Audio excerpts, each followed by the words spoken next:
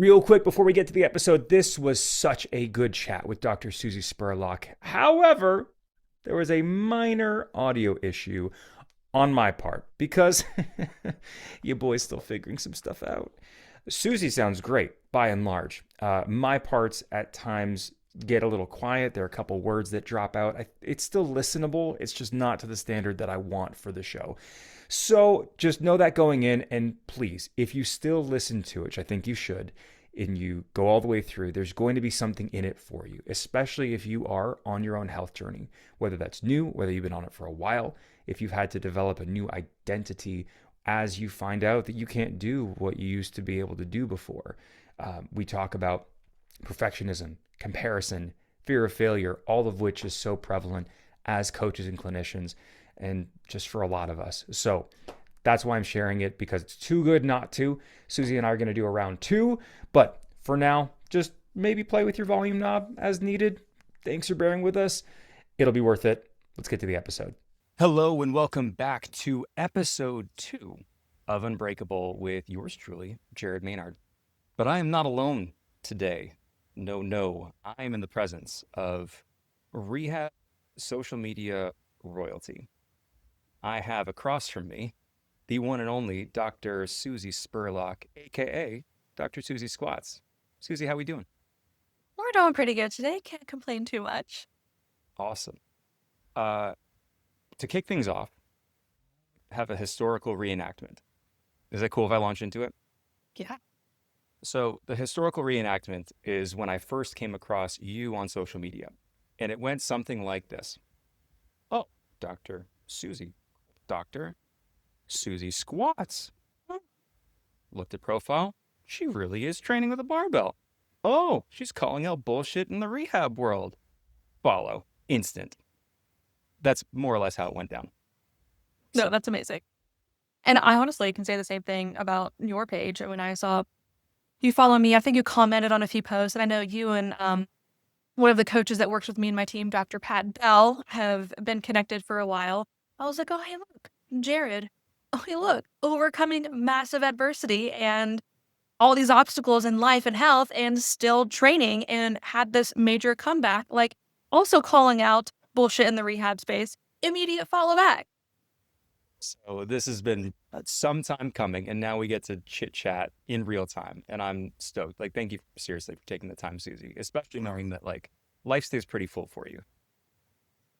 It does, but we are making it, and we are also finding ways to slow down, which I'm probably sure we're going to talk about here in a bunch of different ways. But just happy to be here and be guest number 2, and excited to chat more about what you have in store for me today. Hello. Yeah, every other guest, the bar's getting set high. Sorry about your luck. So, obviously, historical reenactment now present for everybody to hear and see. For people who aren't familiar with you, what's like the 2 to 3 minute superhero origin story of Susie Spirlock? Oh my goodness. A superhero. I love that. That's so kind. So I'm a doctor of physical therapy. I am also a strength coach, and I am a business owner of a fully online remote rehab and fitness coaching business. It did not start out like this. I actually treated for 3 years in a very rural outpatient-based, hospital-based clinic in super rural Oklahoma. My husband's Air Force, so we were there for the first 3 years after I graduated. Now in Charleston, South Carolina, thank goodness. But I saw everything from pediatrics to post-op hip replacements, knee replacements, lateral ankle reconstruction, ACL, patellofemoral pain, everyone from, crawling babies to people in their 80s. And since it was a very rural community, health literacy was very low. So it taught me a lot on how to be a good generalist, but it's not necessarily the route that I saw as something that I could do for the rest of my life.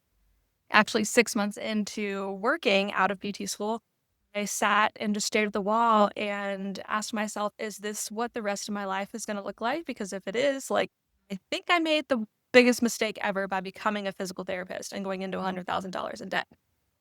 Fast forward a little bit, and I had actually backing up a little bit, I had started posting on social media in PT school just for fun, just to post workouts and tips and tricks, things I was learning in PT school. And so I had grown a little bit of a social media following throughout that process. And then when everything came up of like, hey, I don't know if I can do this outpatient PT thing for the rest of my life, my husband stepped up and he's like, you need to just monetize your social media. You need to create a business. People have been asking you for coaching and programming and to work with them on their pain and injuries because they're not getting the results they want in traditional PT. And so I took a bet on myself with him supporting me throughout the whole entire way. And fast forward 3 years to where we are today, I now have a team of 4 where I have myself and then 3 full-time physical therapist coaches that work with me and my team. And we help people all over the world merge strength training, performance, and rehab all in one, and so they can get back to doing the things they love most. Awesome. Uh, like 3 years is not nothing. Does it ever like surprise you, or has it felt like it just like has blown up bigger than you thought, or is it where you thought it was going to be, or is it just how is that? I don't really know how to answer that question because I honestly started out with not really having any expectations. I started out in the business trying to give myself something part time to do that would fill my cup while still treating in the clinic. And I guess I didn't expect it to get to where it's at today, which is a positive. I mean, I work completely remote from home, at home with my 3 dogs. My husband and I can travel. I can take days where I do less if my health issues are running rampant that day. And I never really expected it to get to where it's at today.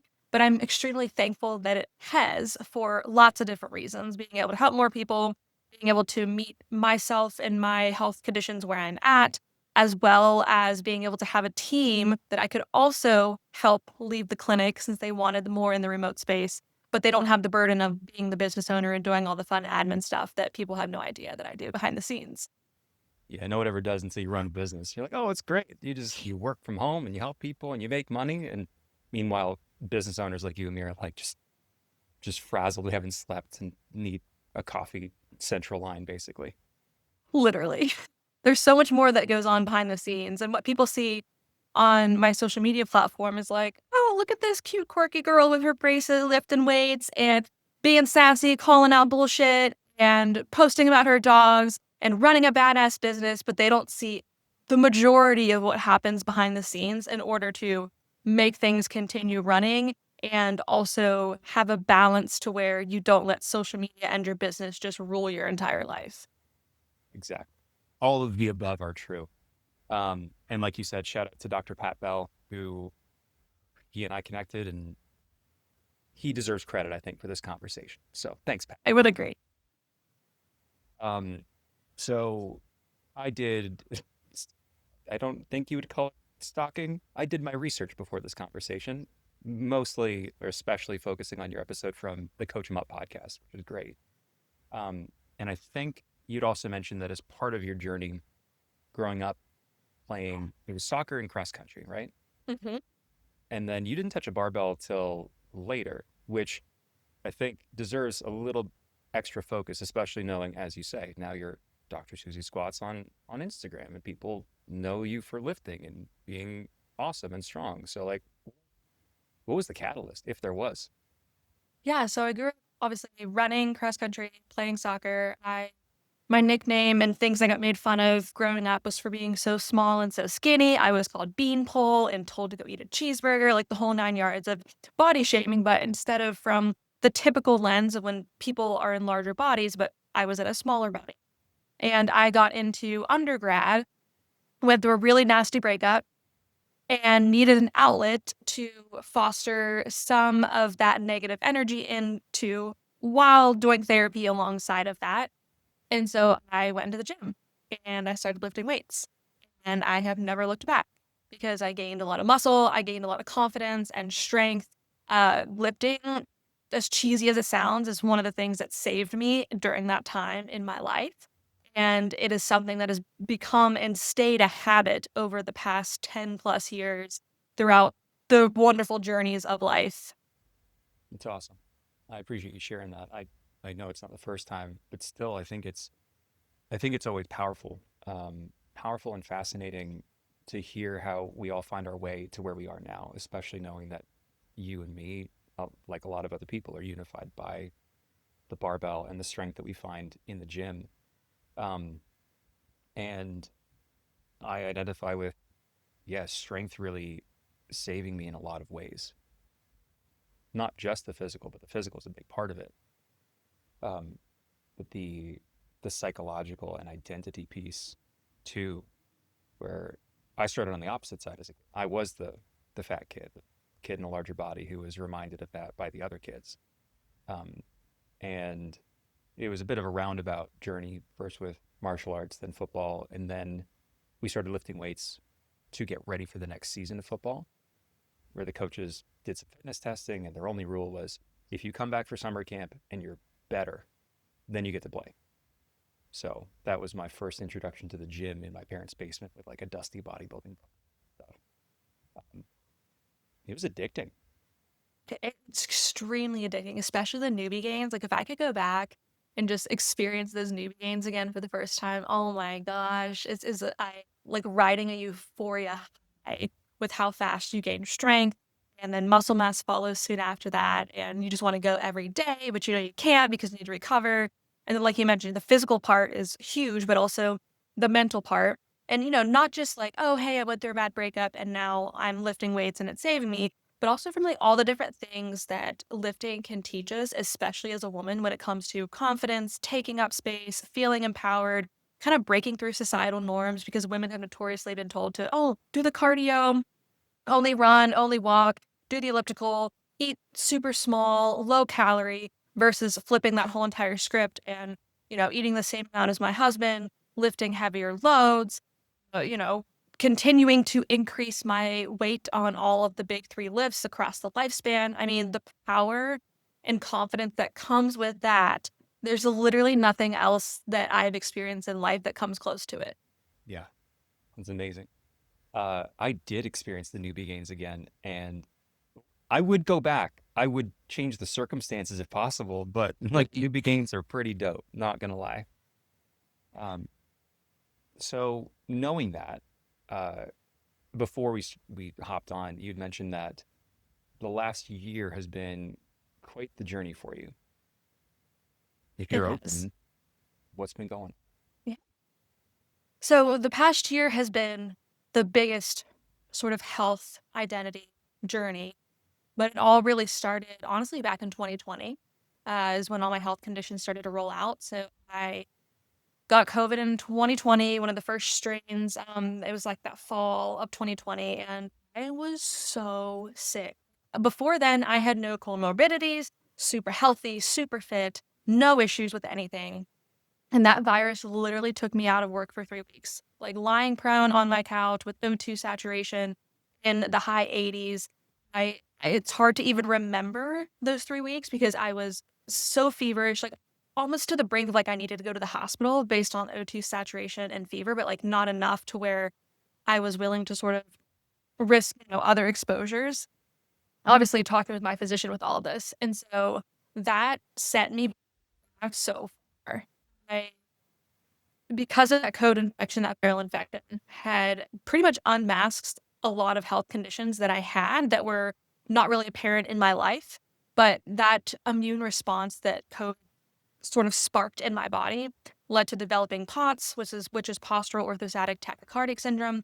So anytime I went from sitting to standing, my heart rate would shoot up and my blood pressure would drop. Not everyone has blood pressure drops with POTS. Heart rate shoot up, blood pressure would drop, get super dizzy, super faint. I have never fainted myself from POTS, but some people do. And then POTS also comes with tons of fatigue, higher resting heart rates. I would be sitting on the couch and my heart rate would just randomly spike into the 120s for no apparent reason. And then because of the POTS diagnosis, we then went down the rabbit hole of, oh, I think you might potentially have hypermobile Ehlers-Danlos syndrome.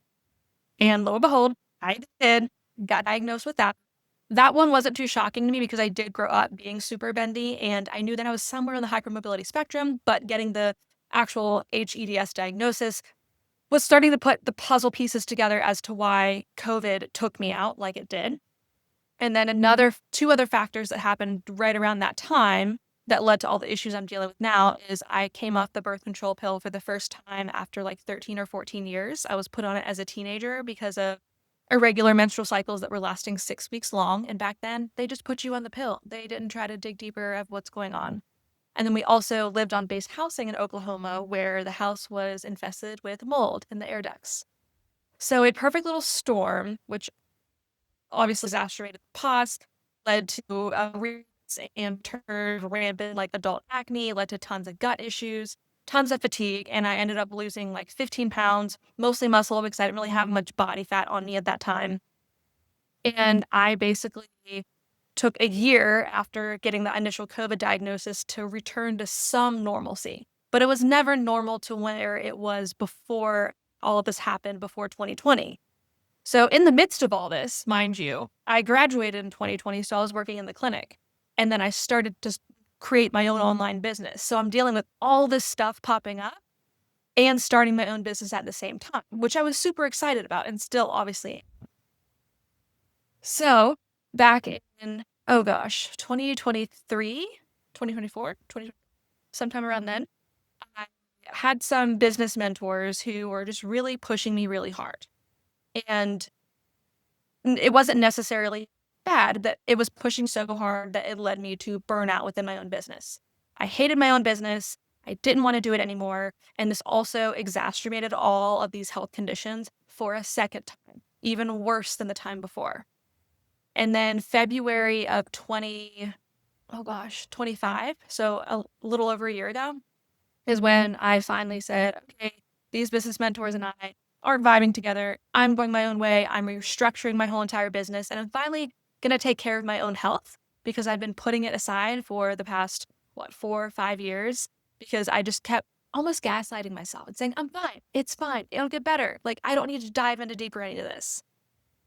So lo and behold, going through and diving in with a ton of specialists, we found small intestinal bacterial overgrowth in my gut, candida overgrowth, gut dysbiosis, nutrient malabsorption where I was not absorbing my nutrients, both micro and macro, low stomach acid, just systemic full body inflammation with NPO and SGIA off the charts, chronic fatigue, whole body just swelling. Like, it was just insane how much things were found when we actually zoomed out with my providers and I actually took a second to take a breath and look at my own health versus just helping everyone else. So after finding all of that, I was like, great. Now what do I do with all this information? Like, I need help. Like, I'm not an expert in any of this stuff. So I hired Dr. Adrian Chavez, who has his PhD in nutrition, and we started working on a bunch of the gut-related, immune-related, inflammatory things. 4 months into working together, I had some improvements, but he noticed that a lot of my symptoms and my flares and me plateauing was due to different phases of my menstrual. He suspected I had endometriosis. So he said, you need to go and see if this is something that you're dealing with, because if it is, I recommend you work with someone else because I'm not an expert in this.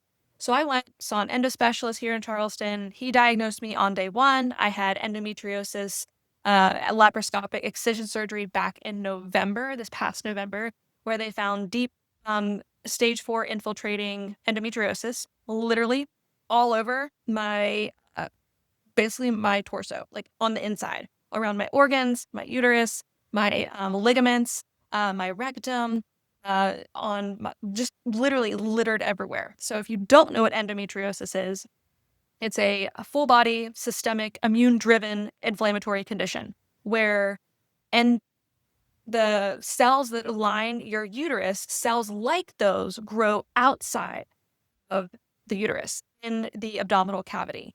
And they basically produce their own hormone, have their own blood supply, and they just wreak havoc on the whole entire body because they cause tons of inflammation and a ton of just kind of hormonal chaos.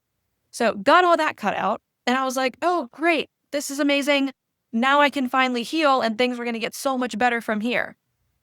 Well, they did for a little bit until they didn't. And I started working with a registered dietitian who specializes in this stuff. And we started finding more things, mast cell activation syndrome, as well as just a lot of additional immune-mediated issues that are exacerbated by my hypermobile Ehlers-Danlos syndrome, dealing with some liver issues, as well as pancreas. And it is just, I'm like, when is this going to end? I have literally, like, I am finally starting to creep back up the mountain to improvement. But this past year, year and a half has just been riddled with validating answers to my symptoms, but just like, holy shit, what else more can anyone find? So in a nutshell, that's kind of what the past year has been like. Oh, was that all? That's it. Man, so many thoughts that came up as you shared all of that. Um, maybe the most important one, I think anyway, is uh well, for the question, like it sounds fucking exhausting. Yeah, it is. And not only exhausting from, doctor's appointments and just like collecting diagnoses like the Pokemon cards, but the process of trying to pull yourself out of this shit because you're sitting here and you're like, okay, yay, so much of this makes sense. I'm so happy I'm not crazy. Like, I remember crying last February and just being like, I am not crazy. Like, all of this is not in my head. But as I collected more and more and more, I sat there and said, okay, I'm ready for this to stop. I'm ready for healing to start taking place, not partial healing and then finding more, and then partial healing and finding more. Because basically, for a while, we were playing whack-a-mole. We would focus on one thing, another issue would pop up, focus on that, something else popped up. And then, mind you, while all this is going on, I'm still running a business. Yeah. I'm still a wife. I'm still a sister, a dog mom, trying to manage all of my own health issues, but also take care of the people in my life, which was a lot harder than I expected it to be. Because to that end, like with everything on the plate at once, this, you said the timeline for this really started, well, you got sick with COVID in 2020, right? Mm-hmm. Because it was 2023 that you really went, like you put down the gas for the business, right? You've talked before about how perfectionism and fear of failure maybe stopped you from doing it sooner, which like we'll get into more later. Was any of the hesitation also due to the start of this whole cascade or not really? Not really, because they kind of happened the same time. And the cascade of my health got worse because I was being pushed by external forces to do things that I just couldn't physically do with what I was dealing with. And so once that was removed from the business, I could actually start to rebuild things that worked with me and what I was dealing with and my health issues versus against it. Because a big, huge piece of to what I'm dealing with is the nervous system. And if you're stressed out all the time, every single day, waking up, being pushed to do things that you don't want to do or ideas that you don't agree with, then guess what? Like the thing that you created because you loved it so much is now the same, one of the things that is helping to drive a ton of these illnesses and issues because your nervous system kind of runs the whole show at the end of the day. And so I really had to sit back and take a look at everything and restructure a business that would support me and what I was going through, which then pushed me to further challenge my perfectionism because I am someone who puts 110% into everything.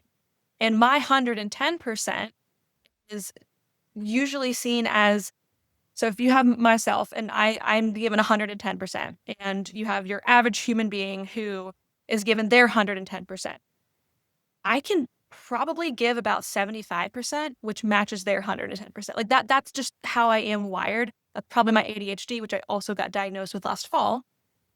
But I realized that I need to pull back a lot, stop trying to be perfect, stop trying to work nonstop every day, all day, try to grow the biggest business with the most employees to help the most amount of people and make the most amount of money. Because I sat back and realized that's not something I want anymore. I thought I wanted that when I had my business mentors, but it wasn't something that I actually wanted. I didn't want to chase the biggest business with the biggest paycheck. I wanted to chase the most sustainable business that had a close knit team where I could support my team members, provide them with a great um, way to provide a living for themselves and them partners, and also just help people a very, very intricate level when it comes to injury and pain. Uh, I'm going to say this out loud so I don't forget. Maybe you can help me remember, but I want to go back to uh, What was it? I lost it, Susie. Hold on. Oh no. Okay, it'll come back. But staying on what you just said, where you realized the shift happened at some point of you wanted the biggest business, make all the money and like scale as much as possible. And then you got to the point where you realized you didn't. How did you get there? Because pretty that's a pretty big shift from the sounds of it. Yeah, it is. And I don't really remember a certain day that I just woke up and I was like, oh, like I don't want this. But what really kind of pushed me towards that was all my health issues that I'm dealing with. Because when you're dealing with all this stuff, like you can't be pedal to the metal every single day. And these are conditions that I'm going to live with the rest of my life. Yes, there improvements can be made, but there's no treatment or pill that is going to take away my HEDS, my POTS, my MCAS, my endometriosis. Like these are lifelong conditions. And I sat back and realized, like, do I want to be and feel miserably sick my whole life, but have a ton of money? Or do I want to feel as best as I can and actually enjoy my freaking life? Mm. I know that when this goes out, there's going to be probably more than one, but at least one clinician who is also a hard driving, 110% giving, lifelong high performer who is somewhere along the journey that you've just outlined and that we're still exploring. Either someone who's like in the valley or in the gap between I used to be able to do this. This was no problem, but it is a problem for whatever reason. Or someone who's maybe I'll say further along who's started to reconcile like you have of hey, this is what I wanted before. This is my reality now and this is now the new set of goals. I know you said earlier, like you've done a lot of inner work, you've been in therapy and that sort of thing. I asked, uh, how did you get here? In part because what I found for myself and for a lot of other people like us who might identify as perfectionists, recovering control freaks, type A, anybody in like the health and rehab spaces, because you have to be competitive, you have to be put together, you have to perform high at a high level to get into rehab or to be a good coach because you need to differentiate yourself and get good client results. And like we all get into this shit because we care about people. Presumably, if you got into this profession to get rich, you picked the wrong profession. At least to get rich fast. Um, Letting go of what you wanted before, and I don't know if it's true for you, but especially when there's comparison that may exist, especially in social media, of seeing other people who are doing, they're living your dream or are doing what you've wanted or what maybe you still want, and you're having to reconcile with like, do I still want? And if yes, like, is that even attainable for me? Is that support? Has that been part of the process for you, or has it been different? I would say it's been different because when I was started to go through all of this and made the change and the shift of where what I really wanted for my business and where I wanted it to go, I really just kind of looked at what I wanted, like outlined my life, my ideal life, instead of comparing and looking at other people in the social media space. And that is something that I did all the time back when I first started posting on social media, like 8 years ago was, or actually, no, it was more than that. I think it was like 9 years ago, was the comparison. Why can't I have that? Why can't I do that? And just consuming yourself with everyone else's lives and businesses and jobs and training performances. I quickly realized that that is a great way to not only make yourself feel like crap, but it's a great way to put yourself in a box of never really making any true meaningful change in those areas yourself because you're so busy consuming all this other stuff and talking about the what ifs and getting angry because you don't have what these other people have. If you just took an ounce of that focus and put it on yourself and outlined some goals of what you want your life to look like and focus on what you are doing and not give a rat's ass about what anyone else is doing, then you are going to create the life that you want to. Now, I'm not saying it's going to be super quick. It can take 10 plus years for this process to happen. But I found myself putting energy into myself, my goals, my business, my people served me way more than putting energy into other people's businesses, other people's lives, other people's training feats. And I think that was a major shift that happened in me earlier than it does in a lot of people. But I think that has been a massive positive impact on me and my life. Yeah. Yeah, I appreciate you sharing that. I'd agree. It does sound like that happened earlier. And I don't know for sure, but it also sounds like maybe faster than it happens for some. Again, I can't speak to everybody. Would you agree, or do you think like it actually really was a long process to get to the point where you didn't actually give a rat's ass about I think it was a lot faster for me than it is for a lot of people. Because even in the social media space of like, getting negative comments, negative things said about me, like that stuff didn't really ever bother me a ton. Just because I was so focused on what I was doing and the value that I was giving people and the clients that I was helping and the relationships I was curating, knowing that they're good intended and they're positive, that none of like the negative stuff mattered.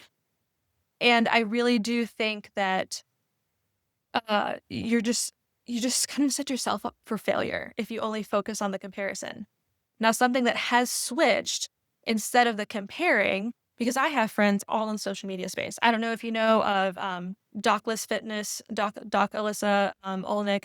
She's one of my close friends, and she has had some amazing business, personal, as well as her own training performance over the past year than she ever has in her whole entire life.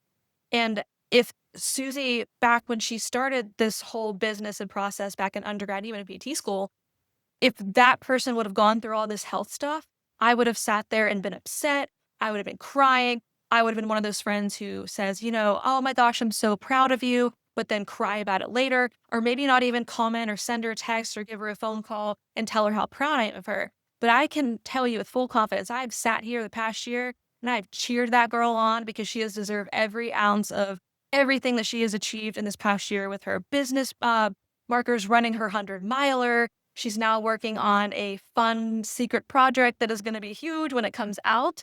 And so I think a lot of that shift happens when you just start being happy for other people. Like you can want some of the things that they have, but you just got to be happy for them without pulling that comparison demon into the mix. Because that's the thing that is not only going to tarnish relationships, but it's going to tarnish things that you have going on in your own life. it? Yeah, I fully agree. Uh, that secret project, I take it you've got insider info on what that is, but aren't Oh, allowed to yeah. say. Of course you do. Um, I agree. I agree. And I'm coming at it from this place of uh, being probably like a lot of people, wishing that the process of shifting to not caring or not having as much focus on comparison or would happen faster than it actually is. Um, and the saying is old habits die hard, and it's that way for a reason because I think I think we can know these things and agree with them cognitively of like, yeah, of course, comparison is the thief of joy. Uh, Detachment is going to allow me to be able to receive better. And if I focus on the people and the things that I actually want, that's where my energy is going to go. And I only have so much energy and only so much time, all the things. Um, and I don't know if you've run into this, but it can be really discouraging when you catch yourself in the middle of another flare. It's not the word I want, but like you're in the middle of a spiral and you've been doom scrolling for 30 or 60 minutes and you're comparing and you're wondering what's wrong with me? Am I there yet? Why can't I be there? And you realize, oh shit, like I'm not past this yet, which can sometimes be the perfectionism manifesting, trying to be perfect at not being perfect. I don't know. Does any of that, has it come up for you? Yeah, no, and I think that that was perfectly stated.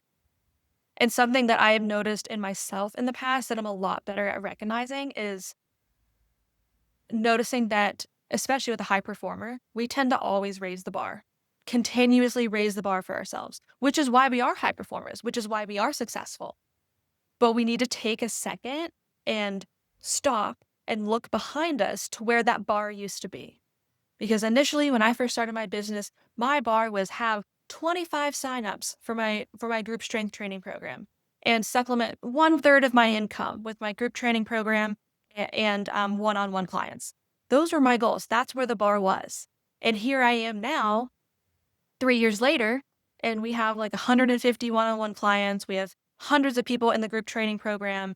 And yeah, obviously the bar had shifted, but you need to sit and look back at where the bar used to be. Because if you're continually raising it and you're not acknowledging that you're raising it or acknowledging how far you come or realizing and sitting here, hey, this is the life that I dreamed of 3 years ago, then you're going to continue to set yourself up for disappointment and you're never going to be proud of yourself and you're always going to get sucked into that perfectionism trap.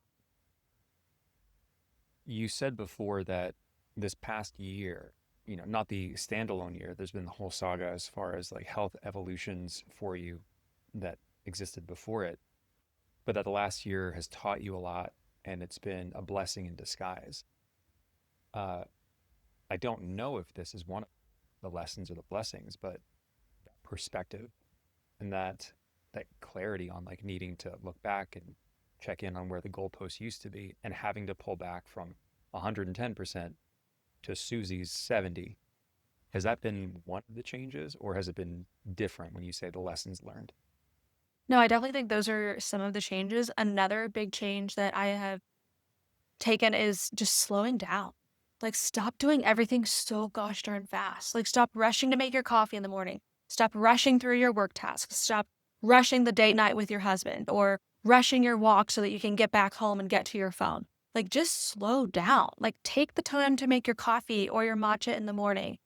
I feel like we are in a day and age where like hustle culture is put on a pedestal, which, yes, there will be some times in your life where hustle culture is going to serve you.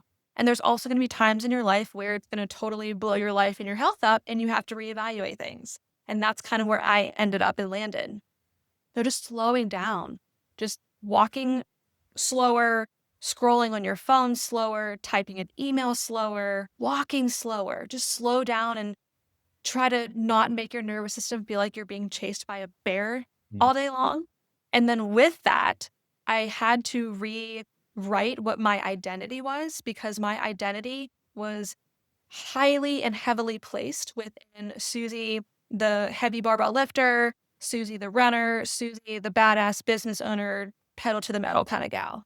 And I couldn't do those things anymore. Those were some of the things that were contributing to this burnout, which led to an exacerbation of all of these different health issues. So I had to sit here and realize, oh crap, if I don't have fitness, what else do I have? What else do I fill my time with? And that's where I started to find hobbies like crocheting, bird watching. I literally have like 3 bird feeders in the backyard, a bird bath, binoculars by the door, a bird book of the Carolinas. I learned to crochet actually after endometriosis surgery because I said I need something to take up my time that isn't working out because obviously I wasn't gonna be working out after surgery and not on a phone or a screen. So I can now crochet sweaters for my dogs and stuffed animals for my niece and nephew. I've also gotten into gardening with an herb garden and growing wildflowers. I've spent more time with my dogs, with training them new things and just literally sitting there and petting them and not having anything else going on. I do more back porch sitting where I just sit there and just watch my hummingbirds eat out of their feeder and watch the baby birds chirp in the fern. And then just trying to learn how to be better at doing nothing. I feel like nowadays people think they always have to be doing something. They have to be watching a show. They have to be scrolling on their phone. They have to have their hands and or their minds busy. But you need to also learn how to just do nothing and just exist. And that is painstakingly one of the hardest things that I have had to learn and try to do. Like I used to have to set timers of like 5 minutes and just doing nothing. Yeah, And right. I was just itching in my skin. Yep. But now it's a heck of a lot easier. Sounds like training in the gym. Literally. It's training, but the opposite of what training feels like.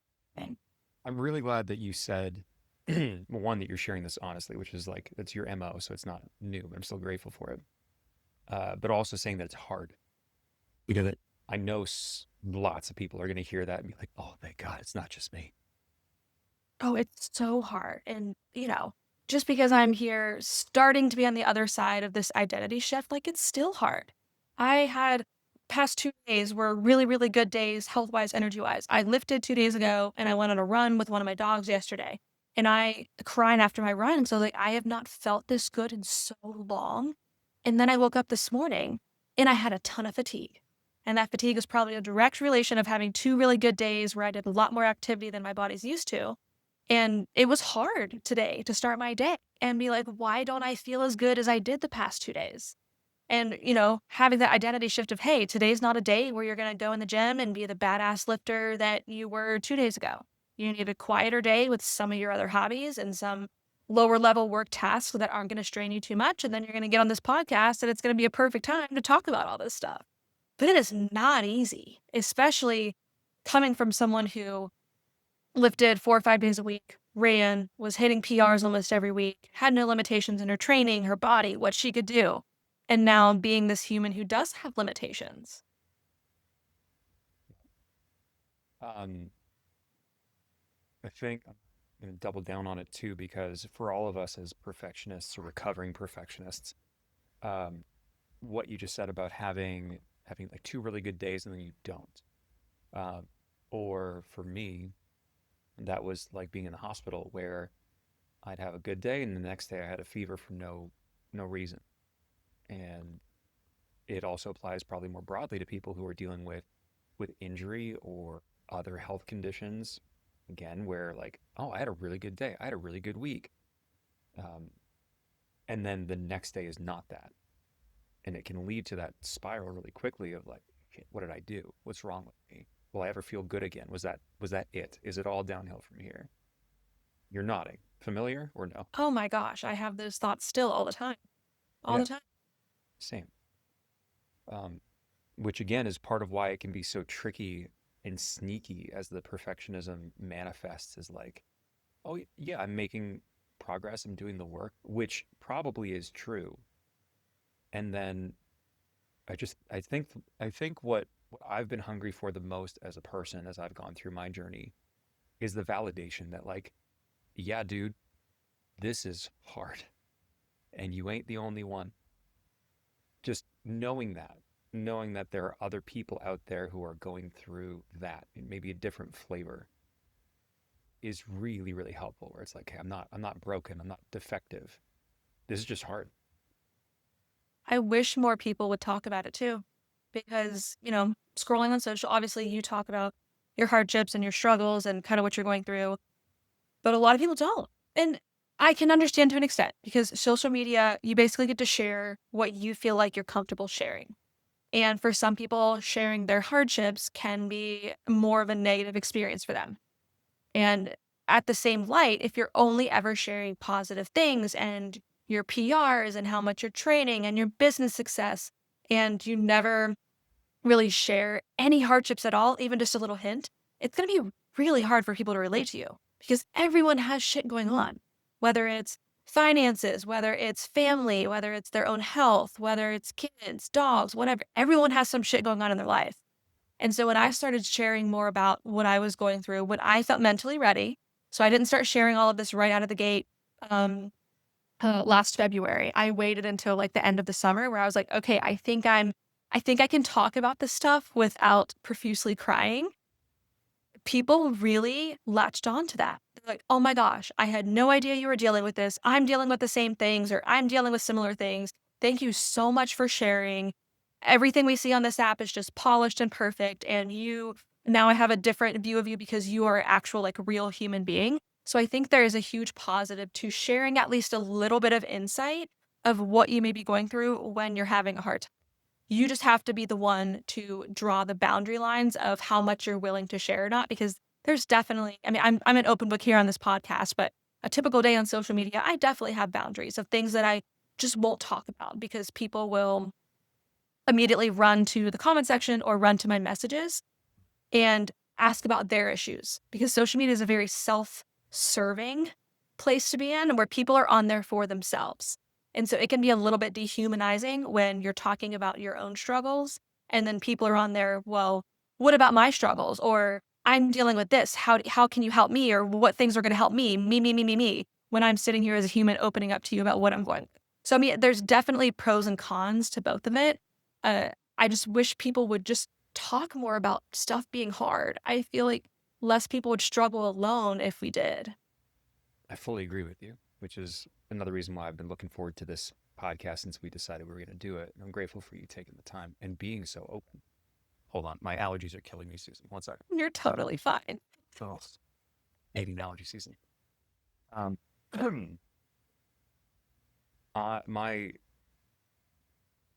my parallel example or experience with that was when I was home from the hospital. This would have been within that first month of getting out. I was stable enough to go home, but I wasn't well. And I hid from social media. Like I knew there was a part of me that was like, oh, I kind of want to post or at least like talk to people, but then there was the fear of being seen and being seen as the person in that spot a lot more frail, way different. I was a different, completely different person than who I was on the front side of before going into the hospital. And I was like really wrestling with the question of should I post? Should I tell people where I'm at? Uh, and I was talking about it with my wife, who the thing I forgot about before, I'll come back to, but uh, your experiences are very similar to my wife's experiences. And I want to come back to that and the gaslighting sometimes happen. I was talking about it with Ashley, and I was saying, I don't want to just make this all about me. Like, I want to share where I'm at honestly, but I also want to serve people. So, like, do this? Should I not? And she just looked at me and was like, people want something to care. Let them care. And when I did share, uh, it was it was scary for one. And again, I hid for the better part of that month. So fully with you in terms of deciding for yourself where when you're ready or more ready, because I think it's probably still going to feel scary for most of us decide to make that step forward anyway. And then also what your boundaries are moving forward. But when I posted that stuff and just started to share more of where I was in the process, people were like, thank you. It's like, You're like, you're what? welcome, I guess. Yes. Uh, but like, no, thank you. Because like I'm going through some shit and it's hard. And some people say, but it's not as hard as what you're going through. So I think I'm going to be okay. Or others say, I'm going through this really hard stuff. And like, still, it's the same conclusion of this gives me motivation, or this makes me know that I'm not the only one dealing with this, which comes back to, yeah, I also want more people to talk about this, which is another reason I'm grateful that we at least get to put another drop in the bucket. Um, Going back to my wife, because you mentioned small intestinal bacterial overgrowth, you mentioned a few other things, which not all of which, uh, some are similar on my wife's journey, some are not. But I know many people who have POTS and hypermobile Ehlers-Danlos syndrome and MCAS. And you mentioned like not only was it playing whack-a-mole and finding one thing after another, but also some of the gaslighting of yourself. A lot of these things you can speak to it probably even better. The awareness and the credibility or the willingness of healthcare providers to hear, oh, here's the eye roll. Yeah. To hear these experiences of people, especially and investigate further and not just dismiss it out of hand. And then also more of the understanding of what these conditions and syndromes are is better than it used to be, but it still ain't great. Um, would you agree, or would you say that give a different assessment of that situation? Oh, I would 100% agree. And, I will agree that it is better now than it used to be, but it's still absolute trash. Mm. It is absolute trash. Like, even if we just look at endometriosis specifically, it is suspected that endo affects about 1 in 10 women, so about the same rate as diabetes in the United States. And diabetes, I think, has 40,000 or yeah, I think it's 40,000 times more funding and more research and attention than endo. And that's awful because look how common this is. And most women don't even know they have it. And the average time from when symptoms start and women start going to see providers about this stuff to when they actually get diagnosis and actually can get treatment is about 10 years. So it's 10 years of dealing with this, being in excruciating pain, having a ton of other overlapping symptoms, especially when it comes to the gut and the immune system, just being told to, oh, have a glass of wine before you have sex if it's painful, or try to go to therapy. It's probably just anxiety. Or have you tried losing weight or exercising more or eating more fruits and vegetables? I think you should start there versus actually taking patients seriously when they talk about how much their symptoms are affecting their day to day life. And you're right, it is way more prominent in women's care in the healthcare world than it is men's. Just look at erectile dysfunction. We have a teeny little blue pill to help with that, which love that for you guys out there who deal with that. But look how much funding goes into that versus women's health when it comes to endometriosis. And I am going to kind of lump POTS and HEDS and MCAS in there because those do affect men, but they notoriously affect women more than they do men. So it's just crazy and also infuriating at the same time to realize and live the life of how difficult it is to get these diagnoses. Unfortunately, I am extremely stubborn and outspoken and direct when I talk to healthcare providers. Still respectful, but extremely direct, and I get what I want most of the time out of my appointments because I don't take no for an answer. But most people who don't work in healthcare or aren't as educated on how to approach a doctor's visit with chronic conditions or just kind of think that the doctor knows everything and takes that and runs with it. For these people, they don't have that same experience and they go undiagnosed for so many years and kind of just suffer in silence, sort of thing. And of course, you're going to gaslight yourself if you go to a doctor's office and they tell you it's anxiety or just lose weight or whatever, because you're like, oh, well, the doctor said I'm fine. So I guess I'm fine. But am I fine? Because I'm having all these symptoms and my life is just kind of in shambles because I can't even get up and live a normal day in my life. Yeah. Um, I the lens that I look at these things through is it's different because I haven't had to live through that, but my wife has to some degree. I've got three little girls at home. I think Oh, about that. yeah. I think about how it's going to be as they get older and whatever comes up, are they going to have what I think the standard of care should be for everybody, which is to be heard and seen, to be believed as far as their experiences, and then also to have appropriate action taken based on best evidence and just generally giving a shit about them. Right.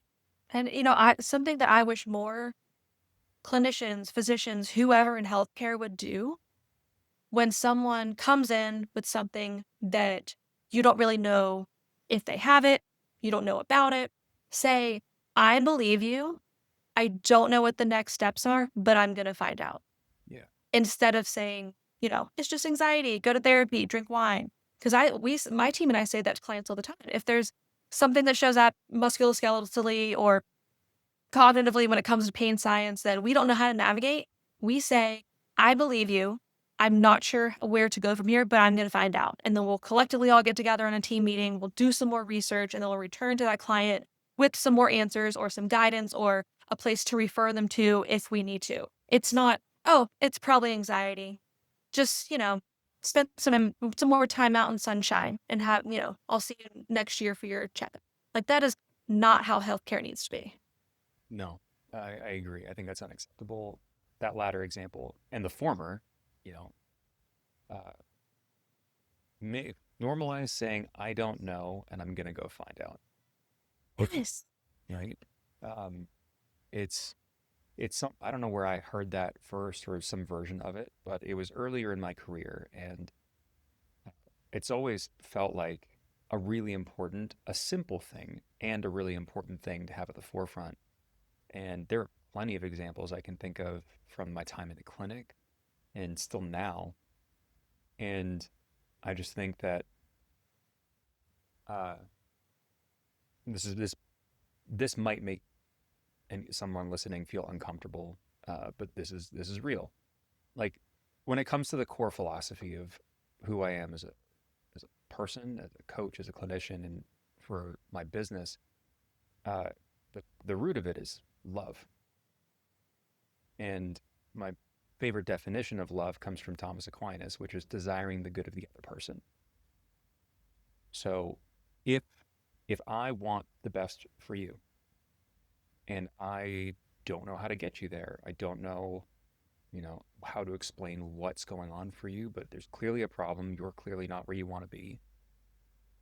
My duty, I think, is to tell you, one, thank you for the trust.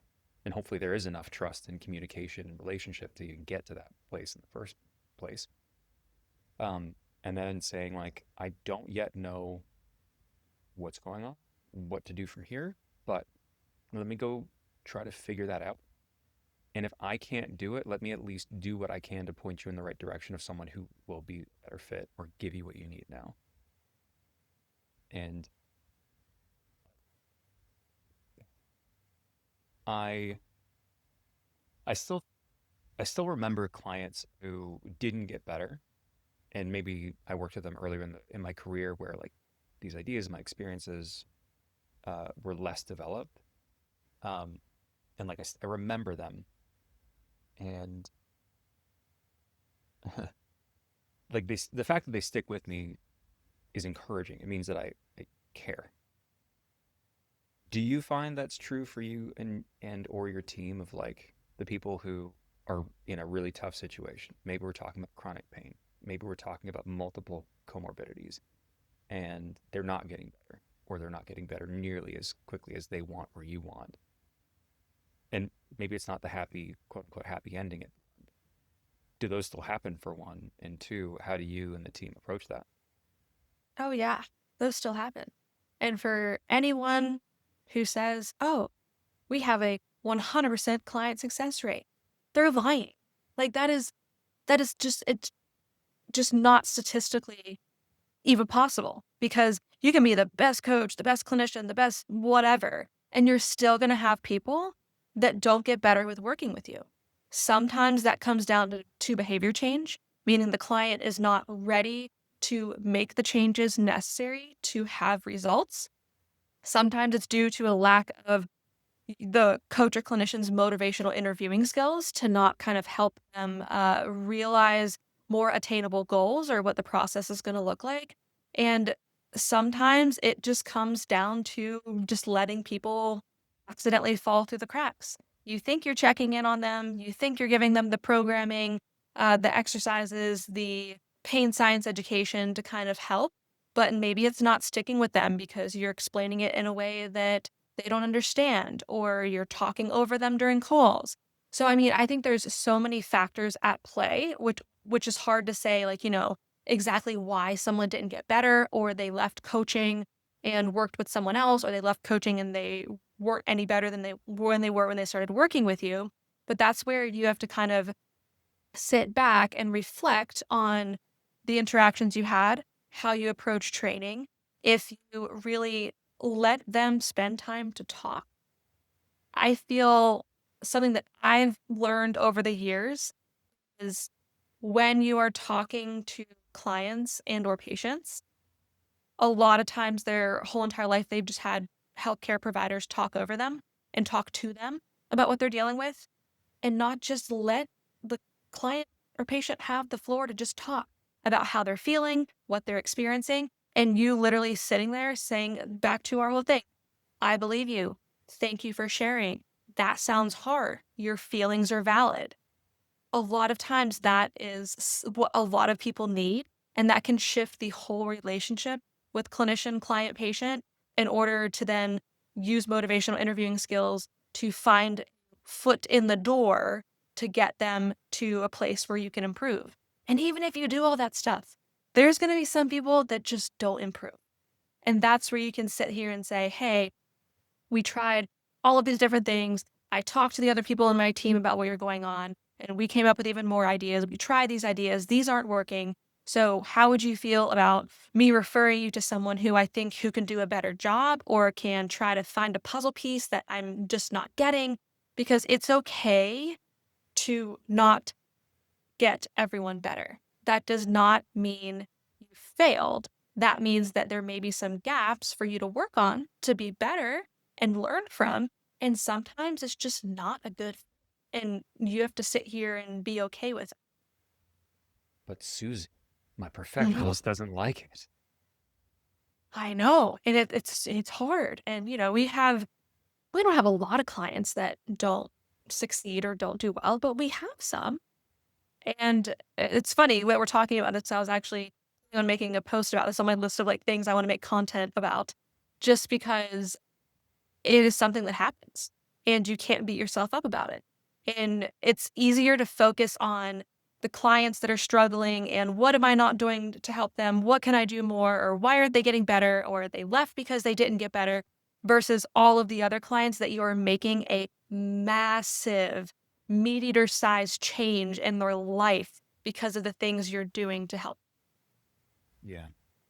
Uh, As we're talking about it, the more that I think that rehab and coaching is a lot like improv in the sense that uh, the the foundational rule of improv is the yes and rule, right? I'm so excited you just said that because I am I have changed and turned into a yes and gal. And I literally have that written in my notes for today to talk about. So here we go.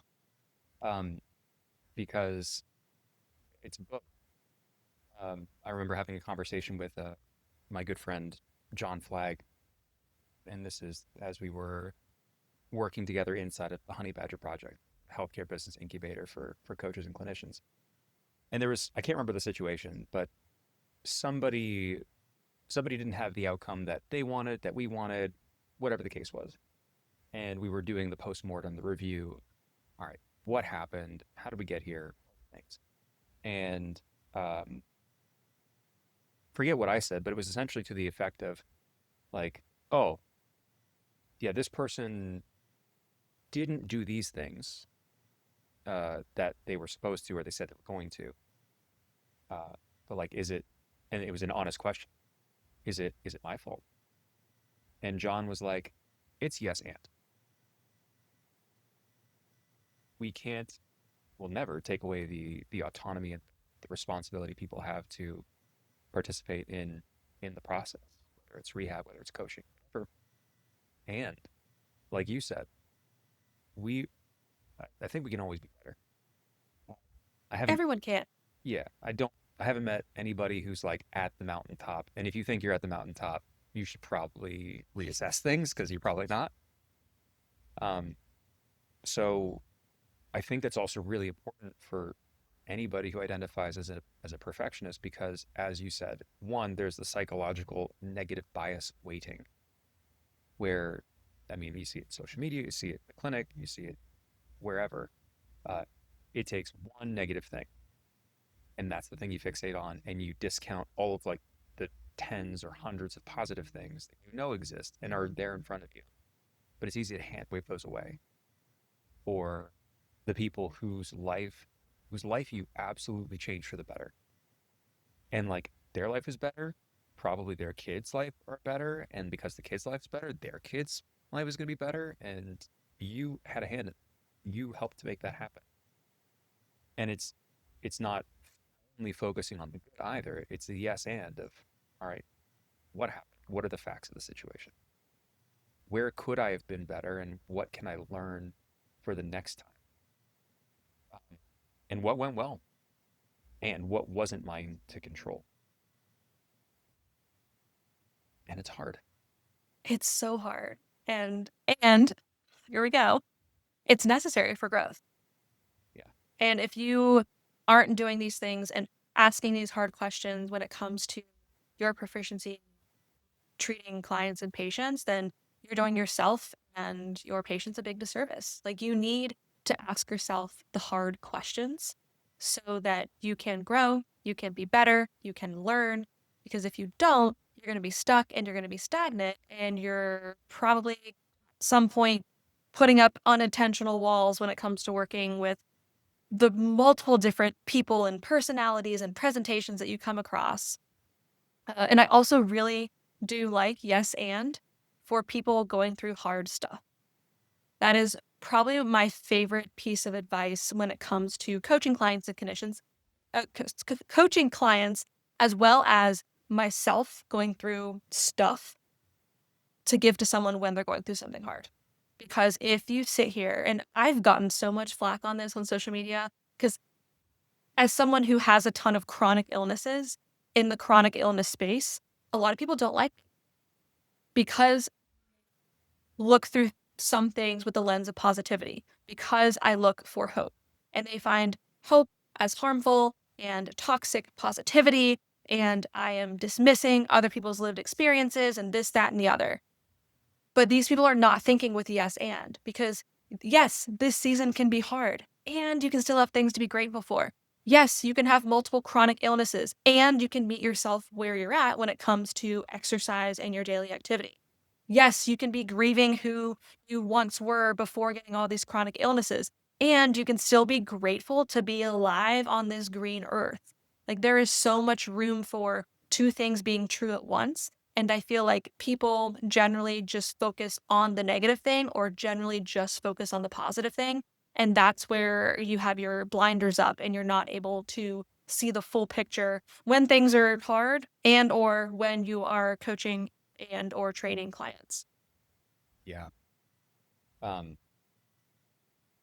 the person I've heard this particular thing from, is in terms of getting flack for being too positive, is Dr. Taylor Goldberg, the Yeah, hypnotherapist. she and I talk all the time about this stuff. Not surprised. Taylor's amazing, and uh, yeah, I. It sounds like I'm just gonna keep being blunt. Should I get flack, so be it. Uh, it sounds like there's a lot of projection going on, Correct. and none of that discounts the pain and the difficulty. Um, but it's a wild thing to see somebody like you who's in it and like on the other side, all like shining. Hey, it's great. You're actively going through this. There's much that is not resolved, and you would think that makes a voice like yours carry that much more weight, or at least be something to think about by saying, "Hey, this is the hard part. These are the shitty elements. This is what I'm going." And also, I'm not a victim. This is how I choose to respond. And, if that doesn't land for people, cool. If that doesn't land for people, they have some work to do I would internally, I would agree. which is it's the hard part, and a lot of people don't want to do it. Yeah. But that is something, Taylor and I have talked a ton about too, of a lot of people who respond negatively to finding some sort of positive or silver lining with all of this are people who tend to have the victim mentality and are people who almost get pleasure in being sick and being chronically ill, and people who will probably never get better if they stay in this mindset. No one's coming to save you, No, which you and I can both sit here and say that at this in the same breath as we acknowledge that people's circumstances can be really difficult and exhausting. Being exhausted and not having had support. It's the recurring theme now. I think we found the title of the episode of Yes and Susie. I'm so excited. And yeah, me too. Um, I I think of people like Viktor Frankl from his work Man's Search for Meaning, and the idea that between the stimulus and the response there's the space to choose. And we don't get to control many things. You didn't get to control all these conditions that started popping up for you and that you have to deal with. I didn't get to control the fact that I'm legally blind, losing my vision, almost died. nor did the person listening to this get to choose all the circumstances that are weighing heavily. And what is up to us is to decide how we're forward. And it doesn't have to be all at once. I don't think it has to be that you pretend that you're okay if you're not. I think that you have to make space for pain and the frustration and all of the things that come up. And that might look like a prolonged, recurring grieving process. And the journey of trying to figure out who you are now and what your identity is, especially if it's a different one than you had before. And it's abundantly evident that you've had to. 100%. And I agree with, everything you just said. And one thing I do want to make sure people listening, especially if they're going through, some chronic health condition, whatever it may be, is when you do have to make that identity shift, please do not try and make your illness, your diagnosis, your whatever, your huge part of your identity or the sole center of your identity that everything else revolves around. Because the second you do that, you're going to start to lose yourself even more. I'm someone who has all of these chronic health conditions, but I'm not those conditions. I am a business owner, a wife, a dog mom, a lifter, a sister, an aunt, a friend. Those are the things that I create my identity around. If I were to give in to everything when it comes to my HEDS, my POTS, my MCAS, all the chronic crap that I'm dealing with, I mean, that's when those conditions quote unquote win. And that's when you can start to spiral into an even darker, deeper place that is a lot harder to crawl out. Yes, you want to acknowledge these diagnoses. Yes, your feelings are valid around them. And you are so much more than someone with cancer, someone who is slowly losing their vision, or someone who can barely back squat 65 pounds now. We're so much more than that. And the sooner that you can realize that and work through it, and I highly recommend seeing a therapist about it, the better off you're going to be, not only in the short term, but also in the long term. Uh, I'll second that. I think that we've come a decent bit as far as removing some stigma around seeking help, professional help on the mental health side of things. And working with my counselor, which I've done at 3 separate occasions, one of them very recently, have been some of the best decisions that I've made for myself. And through that journey, particularly through my journey of realizing that the person I was before the hospital, before progressive vision loss diagnosis, before blank, is different. Like that guy's gone. Giving space for that grief, and then also the exploration question, which is really beefy and really heavy. Who am I if I can't lift like I used to, or if I can't run the business in this way to this level? And it's probably not one you answer overnight. I also truly believe that our dignity and our identity does come from what we can do. I don't believe that you are any less of a person if you can't lift heavy, if you can't see like everybody else, or you can't blank. I really believe that your dignity and your identity is more intrinsic. And I just believe that you don't have to be done if you. I wholeheartedly agree with that. And piggybacking off of that, if you are only placing your identity and your happiness in things like how much load you can lift on the bar or how far you can run, like I almost feel sorry for you because yes, those things are fun and they're important and they're badass, but there's so much more to you as a human being than just the things that you can do.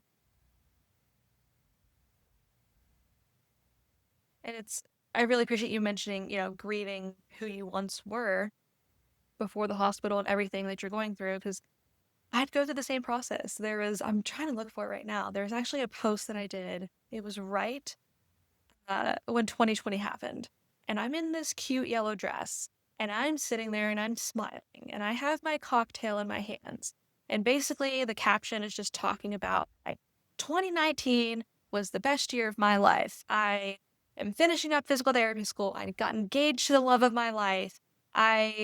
Just listing all of these things that are amazing for me. And the last part of it is I cannot wait to see what 2020 has in store for me. It's going to be the best year yet.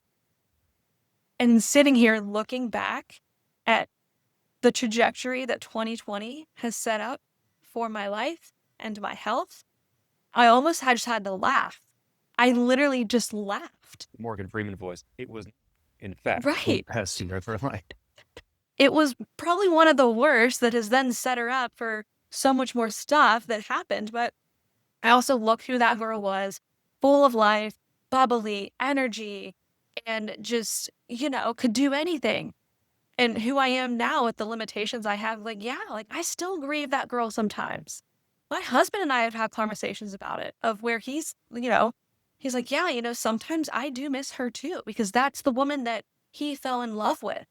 But then he will turn around and say, that whole thing we said in our vows and sickness and health, like seeing you kind of go through all of this and be as strong as you could, and like the growth that has happened out of it. And you haven't been able to carry the boat over the past year. And he has said, I have been someone who stepped up and carried the boat for us. And I'm just like, there's just so much good that can come out of this if you can just view it through a different lens. And you can still grieve who you were in the past. Amazing. I know that a lot, if not all of what we're talking about, is finding somebody, is going to find somebody who needs to hear this right now. For that coach or clinician who is maybe sitting in their car, they're in the parking lot, either going into work, home, wherever else they might be, who's carrying a lot right now. Is there anything else you'd want to say to them or make sure that they know? I want them to know that they're loved. It may not be from a partner, it may not be from a family member. You are loved by someone out there. I promise you. And you are not alone. Everyone is going through something. Some people go through harder things than others. But at the end of the day, I really do think the magnitude of what is considered hard is something, it's like the eye of the potholder.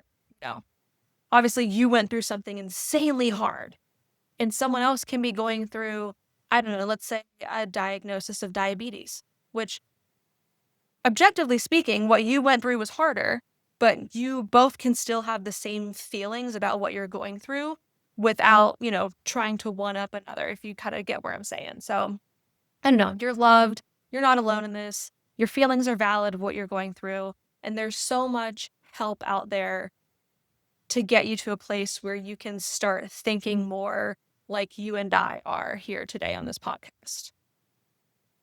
Amazing. Amazing. I don't have anything to add to that. I think that was really important. Well, hold on. That's actually not entirely true. I have a lot to add to it. I think that was important, and I have a lot to add to it. I could keep you here all day, but I know. I'm not going to. I just think that if you're open to it, maybe we do a round two. I was about to say, I think we need to do a round two, because we had so much more planned to talk about We from really like the coach and clinician standpoint, and we just got, I don't know, rolling on everything we've talked about this whole, which is great. But I think we're definitely gonna need a part two. 100%. We'll make it happen. But Susie, thank you for the time, for the honesty, for bringing you, just as you always do. And just, I know it's important. It's valuable for me, and I know it'll be for a lot of. No, thank you for having me, and for, being just as an open book as I was about everything that you've gone through with your own health and your own journey. And again, I feel like the more people can talk about this stuff, the better. And I really am with you that there's going to be some coach, clinician, maybe someone who's not even a coach or a clinician, just a general person who's going to hopefully listen to this and use it as a catalyst to try and improve their life, whether it's physically, mentally, emotionally, spiritually, whatever. And I think if we can just help affect one person, then this was well worth the time of an hour that we've been gabbing about this stuff. 100%. If people want to find you and want more Susie, where should they go look? Yeah, so you can find me on social media. Instagram is my main platform. My username is at dr.susie.squats. I'm also on TikTok, not really. I usually just repost there. I'm also on YouTube. I know we didn't talk about like treating and training clients, but I have a whole entire free exercise library on YouTube too. Same username. And then my website is www.moveyourbonespt.com. And that's where you can find more info about group training, one-on-one coaching, and a ton of really educational stuff on the blog and a ton of free downloads too. Amazing. Check it out. It'll be worth your time. And if you're not following Susie, what are you doing with your life? Go fix that right now. And with that, again, Susie, thanks so much. Of course. Thank you. Catch you on the next one. Thanks so much for listening to another episode of Unbreakable with me, your host, Jared Maynard. If you found what we talked about today to be useful, if it served you, please consider leaving a 5-star review wherever you get your podcasts. Hit that follow or subscribe button to keep up with the show. And if you are a coach or clinician, if you're running on empty, you're giving everything to everybody else, you are exactly who I built Unbreakable Strength to serve. The link to book a call with me is in the show notes. I'd love to hear where you are and see how we can help you get where you want to go. Go check that link out in the show notes, as well as the links to a few other goodies. You can follow me on socials. And until next time, my friend, you're not done yet.